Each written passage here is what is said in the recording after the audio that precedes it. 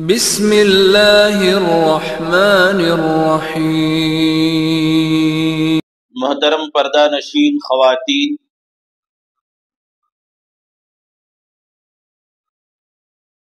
سنت النبی سیرت النبی صلی اللہ علیہ وسلم کا سبق نمبر 3 کا آج آغاز ہے۔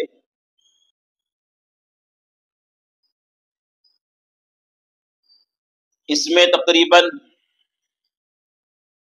12 سوالات موجود ہیں۔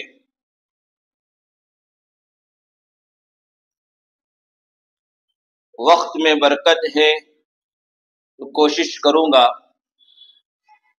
ان 12 سوالات کے جوابات مختصر طریقے سے آپ کے سامنے بیان کر دوں۔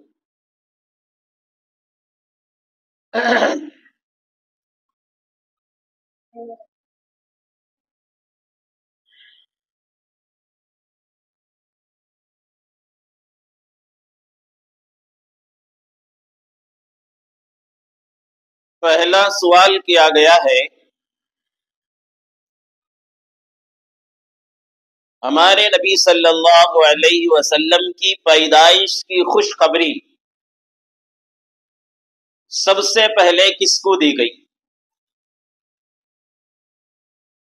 جواباً عرض ہے، ہمارے نبی صلی اللہ علیہ وسلم کی ولادت کے بعد آپ کی والدہ محترمہ بی بی آمینہ نے خاندان کے معزز اور محترم اور عظیم رشتہ رکھنے والے آپ کے دادا عبد المطلب کے پاس پوتے کی خوشخبری بھجوائی۔ آپ کے دادا عبد المطلب نے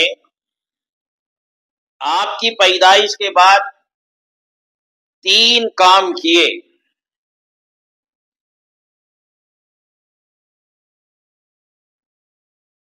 ایک کام، آپ صلی اللہ علیہ وسلم کو خانہ کعبہ میں لے کر گئے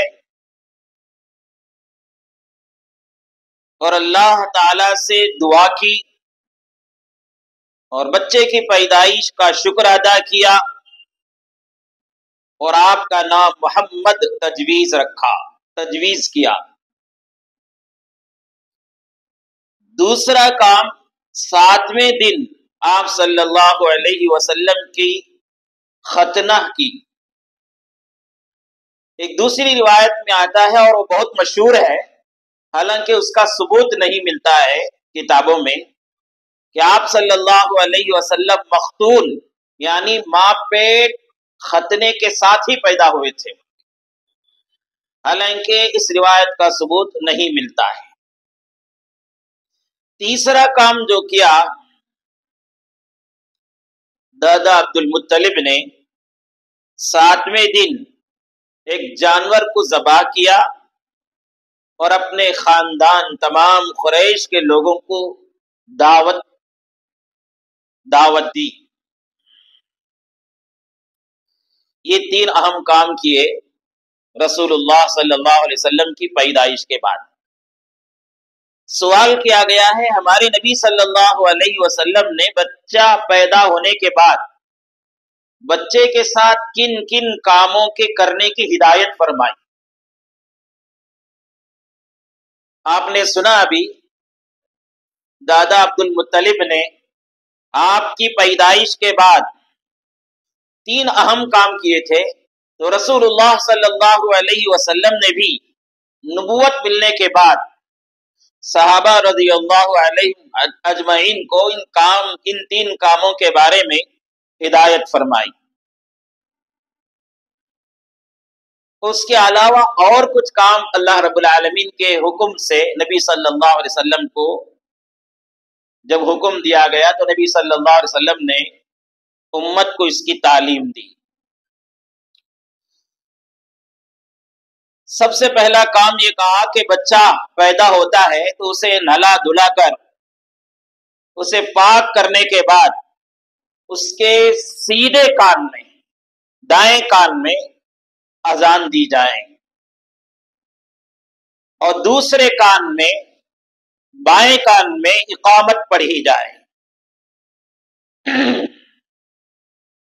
دوسرا کام جو ہدایت دی رسول اللہ صلی اللہ علیہ وسلم نے، بچہ پیدا ہونے کے بعد بچے کے لیے کسی بزرگ اللہ والے نیک صالح آدمی سے اس کی برکت کی دعا کرائیں اور تحنیک کرائیں۔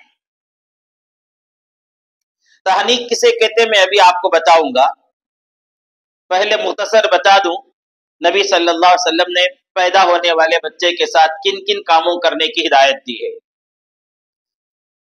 تیسرا کام جو نبی صلی اللہ علیہ وسلم نے ہدایت دی، 7ویں دن عقیقہ کریں بچے کا۔ عقیقے کی تفصیل بھی میں آپ کو بتاؤں۔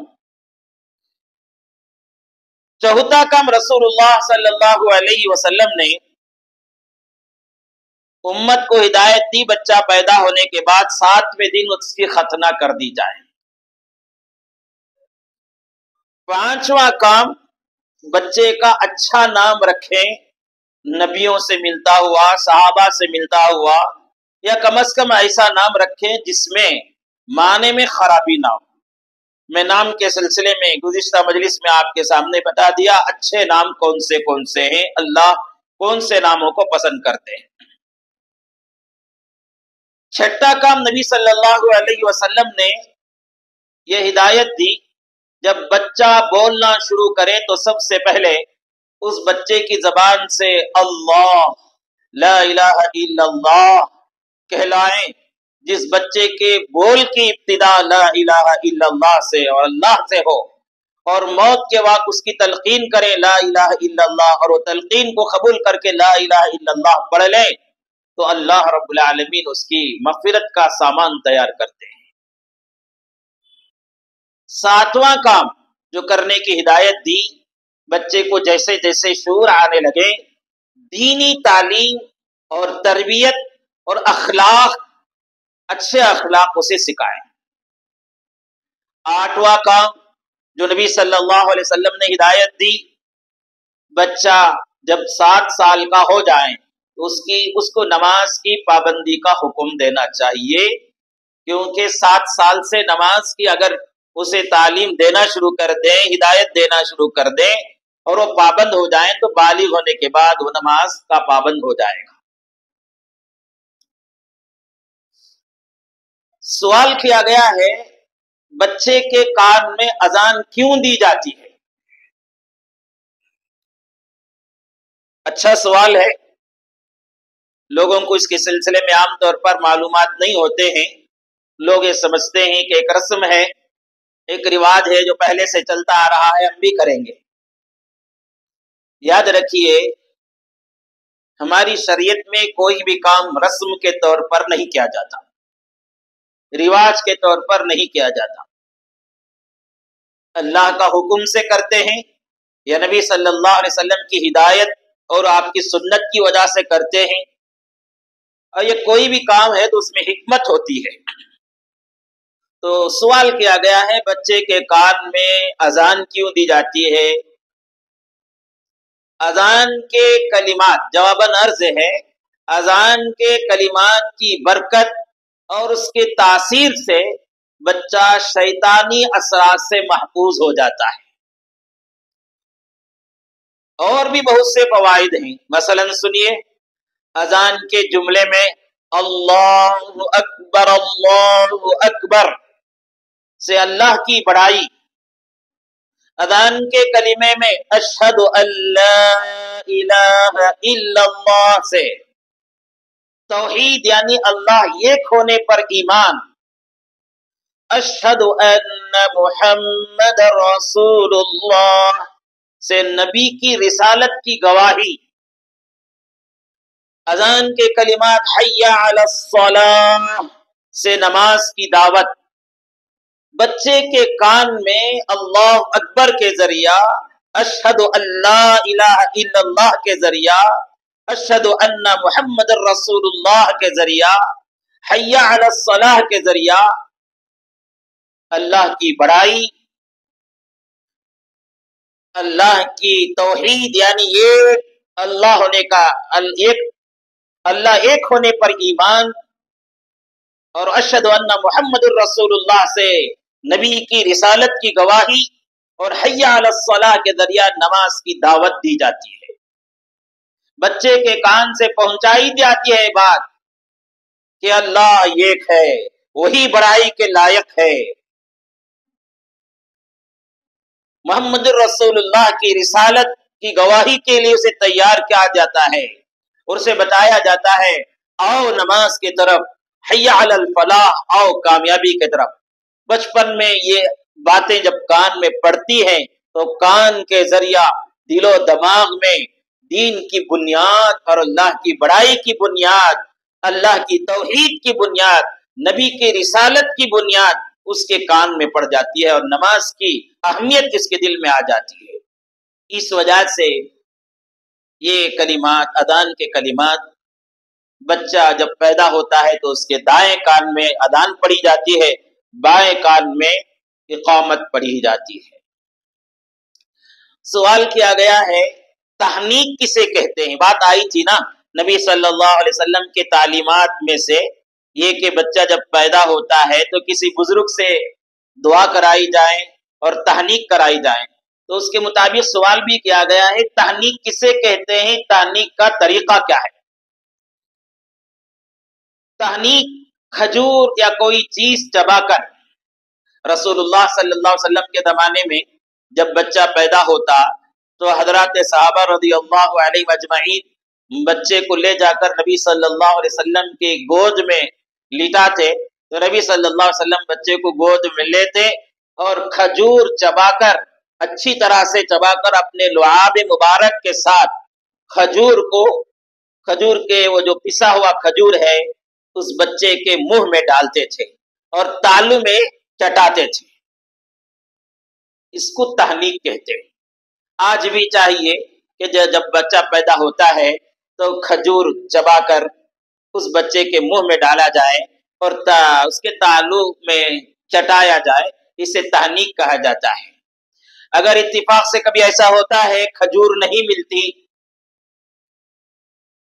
کھجور نہیں ہے، تو فتح الملہم نام کی ایک کتاب ہے مسلم شریف کے مقدمے کی شرح، اس میں بات موجود ہے آیت الکرسی اور 4 خل پڑھ کر شہد پر دم کر کے اس شہد کو جو ہے تالو میں چٹا دیا جائے، منہ میں ڈال دیا جائے، تو اس سے بھی تحنیک کی سنت ادا ہو جائے گی۔ کیا کرنا ہے؟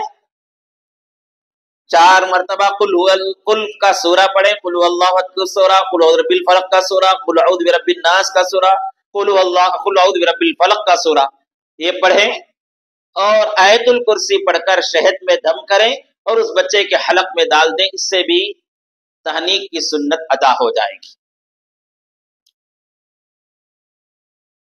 یہ تحنیک کوئی بھی کر سکتا ہے، ماں بھی کر سکتی ہے، باپ ہے تو باپ بھی کر سکتے ہیں، بھائی ہے تو بھائی بھی کر سکتے ہیں، لیکن خیال رکھیں کہ نیک صالح آدمی کرے تو ممکن ہے اس کا زیادہ فائدہ ظاہر ہو، اس لیے کسی نیک اور صالح آدمی سے کام کرایا جائے تو زیادہ بہتر ہے۔ نبی صلی اللہ علیہ وسلم کے ہدایات میں یہ بات بھی آئی تھی کہ بچے کا عقیقہ 7ویں دن کرایا جائے، تو سوال کیا گیا ہے عقیقہ کب کرنا چاہیے؟ جب کسی گھر میں لڑکا یا لڑکی پیدا ہو، جواباً عرض ہے جب کسی گھر میں لڑکا یا لڑکی پیدا ہو تو سنت ہے، مستحب ہے 7ویں دن اس کا عقیقہ کر دیں۔ لڑکا ہو تو 2 بکرے، لڑکی ہو تو 1 بکری یا 1 بکرا، بکرا بھی دے سکتے ہیں، بکری بھی دے سکتے ہیں۔ 1 سال کا ہونا چاہیے، لڑکے کے لیے 2 بکرے اور لڑکی کے لیے 1 بکری ذبح کر دیں اور اس کا گوشت تقسیم کر دیا جائے۔ اور اس سلسلے میں خیال رکھیں کہ لوگ جو ہے عقیقے کے نام سے بڑے بڑے پروگرام کرتے ہیں، شادی محل لیتے ہیں اور اس میں اتنے تکلفات ہیں کہ 500 700 1000 آدمیوں کو بلایا جاتا ہے اور قسم قسم کے کھانے پکائے جاتے ہیں اور قسم قسم کے تکلفات کی جاتی ہے، جس کی وجہ سے عقیقے کی سنت امت پر بوجھ ہو جاتی ہے۔ کتنا آسان طریقہ تھا، نبی صلی اللہ علیہ وسلم نے بتایا تھا کہ 2 بکرے لیے جائیں، ذبح کر دیا جائیں اور تقسیم کر دیا جائیں اور خود بھی کھا لیں، دوسروں کو بھی کھلا دیں۔ لڑکی ہے تو 1 بکری کر دیں، اگر زیادہ دینا چاہے تو دے سکتے ہیں، ایک بکری بھی لڑکی کے لیے کافی ہو جاتا ہے۔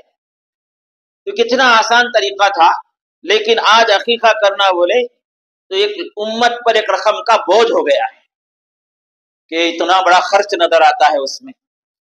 یاد رکھیے، آپ پوچھیں گے اس میں کیا حرج ہے؟ حرج کچھ بھی نہیں ہے، سب سے بڑا حرج یہی ہے کہ امت پر بوجھ بن جاتا ہے۔ آپ کریں گے تو آپ سمجھتے ہیں کہ لوگ عقیقہ ایسا ہی کرنا ہے، اس لیے سادگی کے ساتھ کرنے کی کوشش کریں۔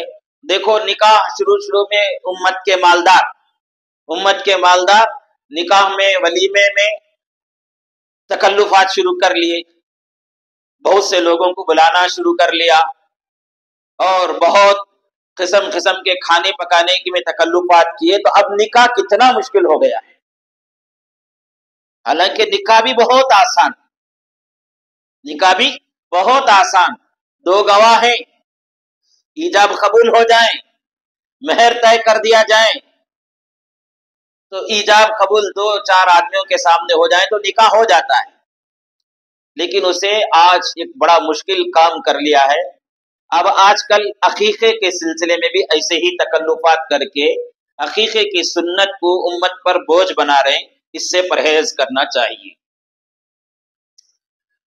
سوال کیا گیا ہے، عقیقے کی دعا کیا ہے؟ جواباً عرض ہے، جب کسی لڑکا یا لڑکی کا عقیقہ کا جانور ذبح کیا جائے تو ذبح کرنے والا یہ دعا پڑھے، بسم اللہ اللہ اکبر، اللہم لک و الیک عقیقۃ فلانی۔ کیا پڑھنا ہے؟ بسم اللہ اللہ اکبر، اللہم لک و الیک عقیقۃ فلان۔ اللہ کے نام سے شروع ہے، اللہ سب سے بڑا ہے، یا اللہ یہ عقیقہ تیرے لیے ہے اور تیری ہی رضا حاصل کرنے کے لیے ہے، یہ دعا ہے۔ اس کے بعد اور ایک دعا ہے، وہ بھی پڑھ لیے تو اچھا ہے، سن لیجئے وہ دعا بھی۔ عام طور پر عقیقے کی دعا لوگوں کو معلوم نہیں رہتی ہے، سن لیجئے، اللہم ھذہ عقیقۃ فلان، اللہم ھذہ عقیقۃ فلان ابن فلان، فإن دمها بدمه ولحمها بلحمه وعظمها بعظمه وجلدها بجلده وشعرها بشعره، اللهم اجعلها فداء لفلان ابن فلان من النار۔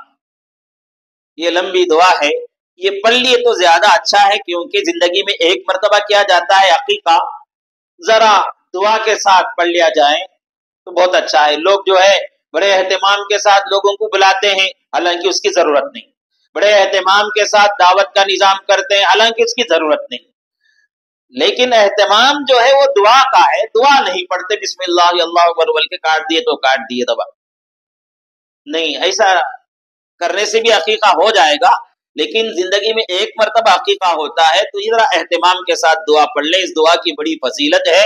اس دعا میں بندہ یہ کہتا ہے، یا اللہ یہ عقیقہ فلاں ابن فلاں کی طرف سے قبول کر لیجئے، یہ میرا اس بچے کو یا فلاں کے بچے کو جہنم کی آگ سے فدیے کے طور پر قبول کر لیجئے۔ حدیث کی کتاب میں آتا ہے، نابالغ ہونے کی حالت میں بچے کا عقیقہ یا بچی کا عقیقہ کر دیا جائے تو وہ بچہ اور بچی کل قیامت کے دن ماں باپ کے لیے سفارشی اور شفاعت کرنے کا حق حاصل کرتے ہیں اور شفاعت کرتے ہیں۔ سوال کیا گیا ہے، عقیقہ کرنے کا طریقہ کیا ہے؟ جواباً عرض ہے بچہ یا بچی کی ولادت کے 7ویں دن سر کے بال منڈوا دیا جائیں، پھر عقیقے کا جانور ذبح کیا جائے، یا اس کا برعکس بھی کر سکتے ہیں، پہلے جانور ذبح کر دیا جائے پھر سر کے بال منڈوا سکتے ہیں، دونوں طرح ٹھیک ہے، کر سکتے ہیں، لیکن بہتر طریقہ پہلے سر کے بال منڈا دیا جائے اور سر کے بال میں زعفران اگر آپ کے پاس موجود ہے، زعفران اگر موجود ہے تو سر پر اسے مل دیا جائے اچھی طرح سے، کیونکہ زمانے جاہلیت میں جانور کو ذبح کر کے اس کے خون کو ملتے تھے، تو رسول اللہ صلی اللہ علیہ وسلم نے منع فرمایا کہ سر کے بال کاٹنے کے بعد خون کو نہ ملا جائے، ملنا ہے تو زعفران ملے، تو پھر اس کے بعد جانور کو ذبح کر دیا جائے۔ یہ دعا میں نے جو ابھی بتائی ہے اسے پڑھ کر سوال کیا گیا ہے عقیقے کے موقع پر سر کے بال منڈوانے کے بعد بالوں کا کیا کرنا چاہیے؟ جواباً عرض ہے عقیقے کے موقع پر سر کے بال منڈوانے کے بعد بالوں کے وزن کے برابر سونا یا چاندی یا اس کی قیمت خیرات کر دیا جائے، اس کی وجہ سے وہ خیرات کا اثر، وہ صدقے کا اثر بچے کی زندگی میں آئے گا، صدقہ اور خیرات کی وجہ سے بہت سے بیماریوں سے بچہ بچ جائے گا، اس کی تعلیم دی گئی ہے۔ اور بالوں کو بھی ادھر ادھر نہ پھینکا جائے، بال کو کسی بہتے پانی میں ڈال دیا جائے یا دفن کر دیا جائے۔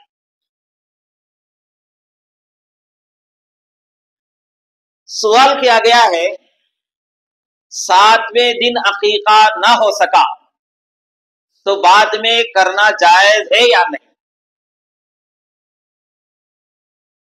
جواباً عرض ہے 7ویں دن اگر عقیقہ نہیں ہو سکا تو جائز ہے، کر سکتے ہیں، بعد میں بھی کر سکتے ہیں۔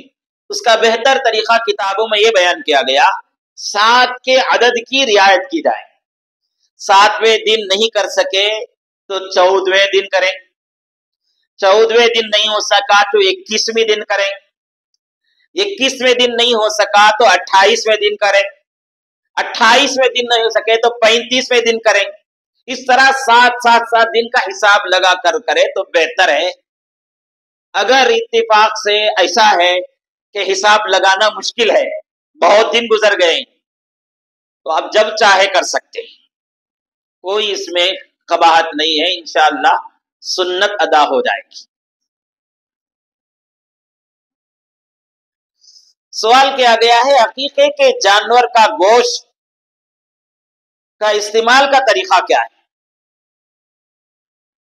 جواباً عرض ہے عقیقے کے گوشت کا حکم بھی قربانی کے گوشت کی طرح ہے، 3 حصے کیا جائیں، ایک حصہ اپنے گھر کے واسطے رکھ لیں اور ایک حصہ اپنے رشتہ داروں خاندان والوں کے لیے، پڑوسیوں کے لیے رکھ لیا جائے اور ایک حصہ امت کے فقراء اور غریبوں میں تقسیم کر دیا جائے۔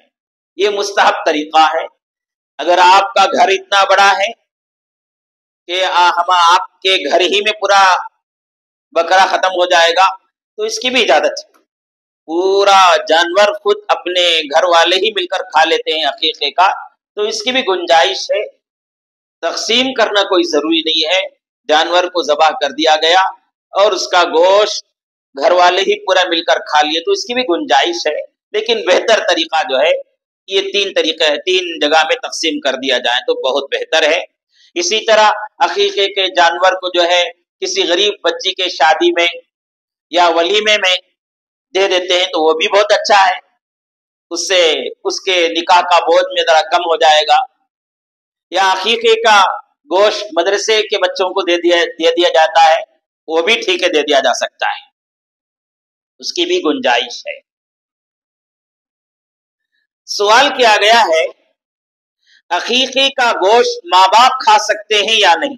ایک بہت بڑی غلط فہمی ہے، इस सिलसिले में सवाल ठीक है, माँ बाप भी खा सकते हैं, जिनका अकीका हो रहा है अगर वो बड़ा है तो वो भी खा सकता है, मालदार भी खा सकते हैं, गरीब भी खा सकते हैं, इसमें कोई रुकावट नहीं है। इतना तकल्लुफ किया जाता है, बाज दफा हमको फोन करके पूछा जाता है अकीके का गोश्त है, घर में बिरयानी पक रही है, क्या वो अकीके के गोश्त के साथ दुकान से एक आधा किलो पौ किलो गोश्त मंगाकर उसमें डालना क्या, क्योंकि अकीका बच्चे का हर है, माँ बाप खाना नहीं कहते ना करके सवाल होता है। ऐसा कुछ भी नहीं है, अकीके का गोश्त माँ बाप भी खा सकते हैं और जिनका अकीका हो रहा है वो बड़े हैं तो वो भी खा सकते हैं, इसमें कोई हर्ज नहीं है। मालदार भी खा सकते हैं, गरीब भी खा सकते हैं। आखिर का एक सवाल है, बड़े जानवर से अकीका करना जायज है या नहीं? बड़े जानवर से मुराद बैल है, इजाजत है उससे, ऊंट है उसकी भी इजाजत है, भैंसा है भैंस है उससे भी इजाजत है, कर सकते हैं। अलबत्ता उसमें बड़े जानवर में 7 हिस्से होते हैं, 7 हिस्सों में से लड़के के लिए 2 हिस्सा होगा, लड़की के लिए 1 हिस्सा होगा। 2 हिस्से 2 बकरों के मुकाबिल में होंगे, 1 हिस्सा 1 बकरे के मुकाबिल में होगा। ये कुछ सवालात थे नबी सल्लल्लाहु अलैहि वसल्लम की सीरत और सुन्नत से मुताल्लिक, मैंने आपके सामने अर्ज कर दिए। दुआ फरमाइए अल्लाह रब्बुल आलमीन हम सबको अमल की तौफीक नसीब फरमाए, जब तक जिए नबी सल्लल्लाहु अलैहि वसल्लम की सुन्नतों के जिंदा करते हुए जीने की तौफीक नसीब फरमाए, सुन्नतों पर अमल की तौफीक नसीब फरमाए, सीरतुन नबी सल्लल्लाहु अलैहि वसल्लम को जानकर उस पर अमल भी करने की कोशिश करें और दूसरों तक सीरत का पैगाम पहुंचाने की कोशिश करें।